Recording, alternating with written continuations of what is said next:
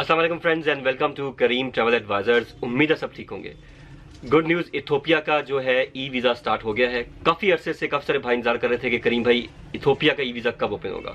अब आप e visa apply कर सकते हैं, हमारे थ्रू कर लें, खुद कर लें, वो आपकी अपनी चॉइस है। सिंपल रिक्वायरमेंट है पासपोर्ट की स्कैन कॉपी, आईडी कार्ड की और white background picture. E visa को हमेशा याद रखें, ओक्यूड बोर्ड कराना जरूरी होता है। तो जब भी आप ई वीज़ा अप्लाई करें, उसको ई वीज़ा जब आपका आ जाए, ओक्यूड बोर्ड लाजिम कराएं। इथोपिया बहुत अच्छी कंट्री है, अफ्रीका, ईस्ट अफ्रीका में आती है, कीनिया के साथ इसका बॉर्डर लग रहा है।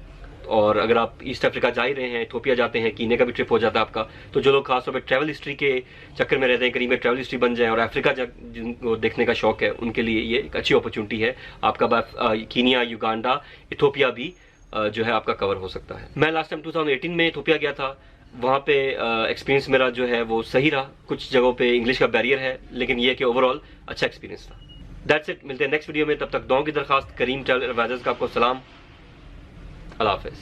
अच्छा, जाने से पहले मैं सबसे रिक्वेस्ट करूंगा कि जो मेरा न्यू चैनल है करीम द ट्रैवलर और मेरा ये वाला जो चैनल है करीम ट्रैवल एडवाइजर्स, इन दोनों को आप सब्सक्राइब कर लें और दोनों के लिए बेल का बटन दबा दें, ताकि मैं जब भी लाइव आऊँ आपको नोटिफिकेशन मिले और मेरा लाइव सेशन ज्वाइन कर सकें।